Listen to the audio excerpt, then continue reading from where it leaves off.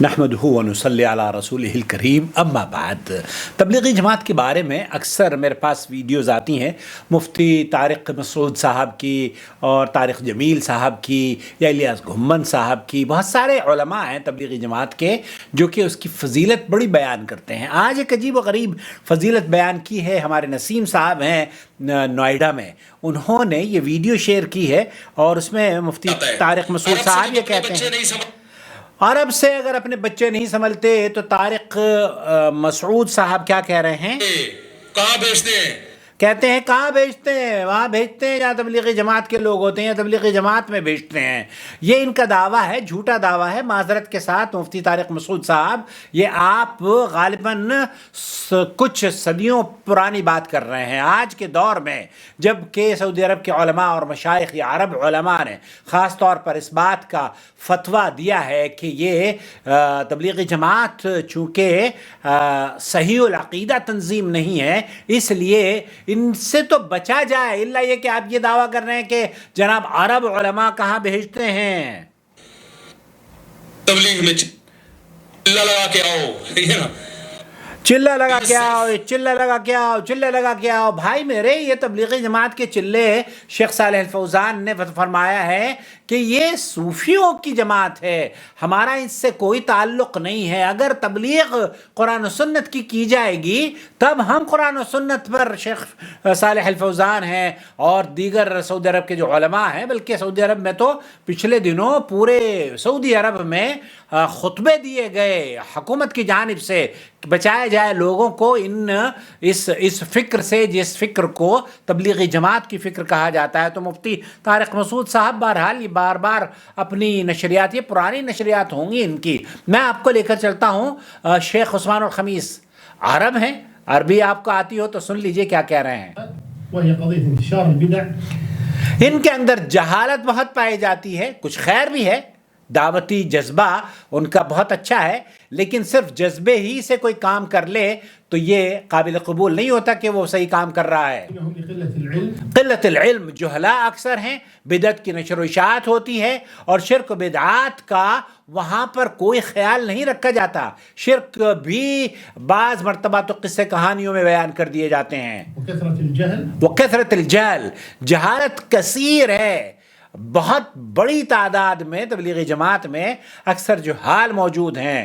ولذلك ينصحون بأن يستمرون في هذا الأمر وهو قضية تبليغ دين الله تبارك تو وتعالى. اس کے باوجود جب کہ جہلا موجود ہیں تو وہ دعوت و تبلیغ کی نشر و اشاعت میں حصہ لیتے رہتے ہیں۔ على علم وبينة، علم و بینہ، یہاں اللہ تعالیٰ کا یہ جو دین ہے نا، اس دین کو آپ حقیقت پر مبنی کچھ باتیں جو اللہ تعالیٰ نے پیش کی ہیں، جو اللہ تعالیٰ نے اس امت کے لیے بھیجی ہیں، ان سے آپ لوگوں کو دعوت دیں۔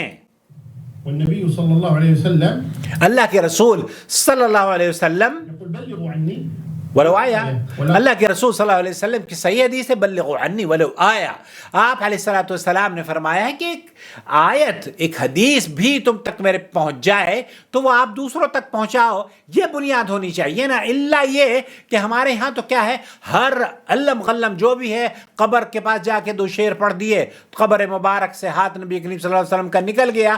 اب یہ تبلیغی جماعت ہے، یہ دین کی نشر و اشاعت ہے۔ ایک آدمی طواف کر رہا ہے، طواف کرتے کرتے وہ عورت کے اوپر نظر پڑ گئی تو بیت اللہ سے ایک ہاتھ نکلتا ہے اور اس کی کنپٹی پر لگتا ہے، تو یہ کوئی تبلیغی جماعت ہے؟ تبلیغی جماعت کا مطلب یہ ہونا چاہیے کہ تبلیغ قرآن اور سنت کی کریں۔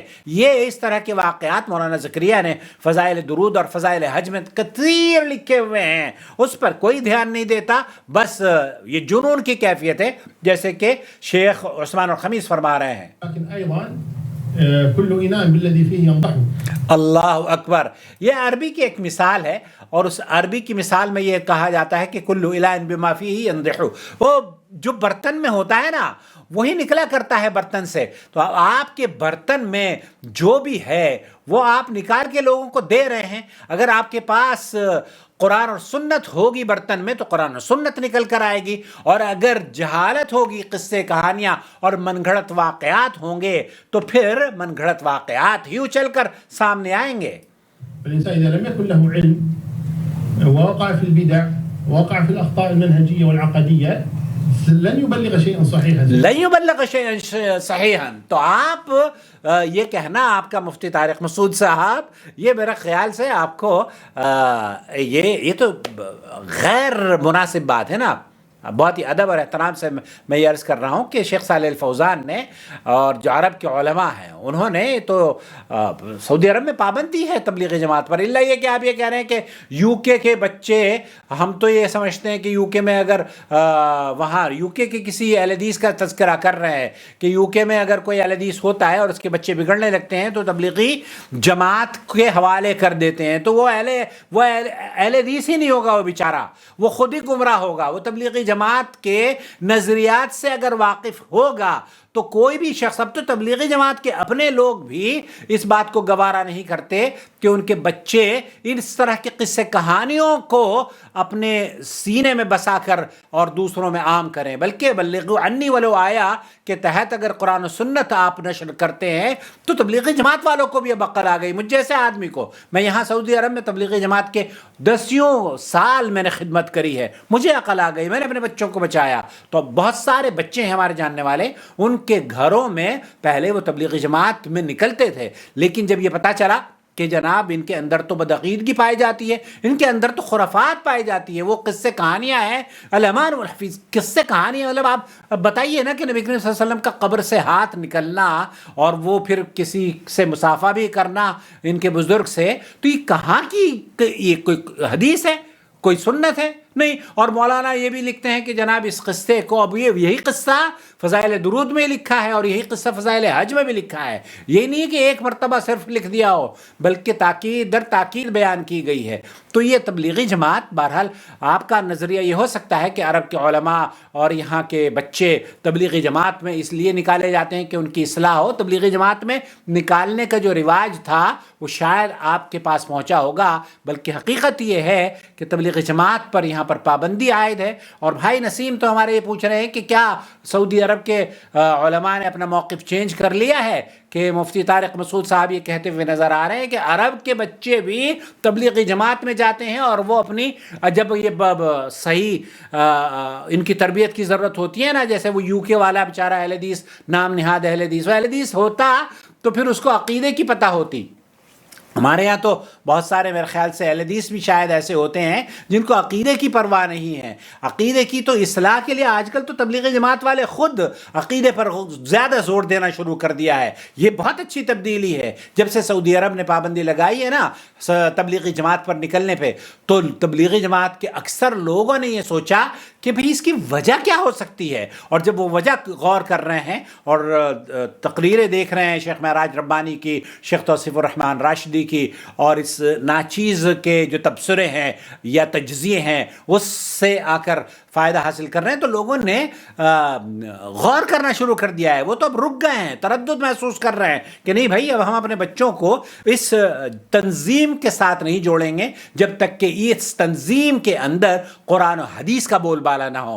ہماری بھی خواہش ہے، اللہ گواہ ہے، کہ تبلیغی جماعت کا منہج صحیح ہو جائے اور وہ قرآن و سنت کی دعوت دے. بلغوا عنی ولو آیا، ایک آیت بھی، ایک حدیث بھی آپ تک پہنچے تو اس کو آپ عام کریں نا. تو جس دن قرآن اور حدیث کی دعوت عام ہونی شروع ہو جائے گی اس دن الحمدللہ ہم بھی تبلیغی جماعت میں آپ کے ساتھ شانہ بشانہ کھڑے ہو کر اللہ کے دین کی دعوت دینا شروع کریں گے. لیکن یہ کہنا کہ عرب کے بچے، عرب کے لوگ تو تبلیغی جماعت میں اپنے بچوں کو نکالتے ہیں تاکہ ان کی اصلاح ہو جائے، یہ صرف آپ کی غلط بیانی ہے. جھوٹا تو میں کیا کہوں گا آپ کو، آپ کی غلط بیانی ہے، کیونکہ بہت سارے لوگ ہیں وہ غلط بیانی. الیاس گھمن صاحب ہیں، وہ یہ کہہ رہے ہیں کہ سعودی عرب میں تبلیغی جماعت کی کتابیں فری میں تقسیم ہوتی ہیں. کہیں تقسیم نہیں ہوتی، اللہ گواہ ہے، اس پر پابندیاں ہیں یار. یہ کیسے جھوٹ ہے؟ سفید جھوٹ کہوں، کالا جھوٹ کہوں یا لال جھوٹ کروں، حالانکہ یہ جھوٹ تو جھوٹ ہی ہوتا ہے. تو بہرحال ایسا نہیں ہے مفتی طارق مسعود صاحب. میں معذرت چاہتا ہوں کہ عرب کے بچے، بلکہ یہ اہل حدیث بھی نہیں ہوگا، یہ یو کے میں کوئی آپ کے پاس آ گیا ہے تو اس کا مطلب یہ ہے کہ اس کو بھی اپنی اصلاح کرنی چاہیے. والسلام علیکم ورحمۃ اللہ وبرکاتہ. وما أرسلنا من قبلك إلا رجالا نوحي إليهم فاسألوا أهل الذكر إن كنتم لا تعلمون. بالبينات والزبر وأنزلنا إليك الذكر لتبين للناس ما نزل إليهم ولعلهم يتفكرون أفأمن الذين مكروا السيئات أن يخسف الله بهم الأرض أو يأتيهم العذاب من حيث لا يشعرون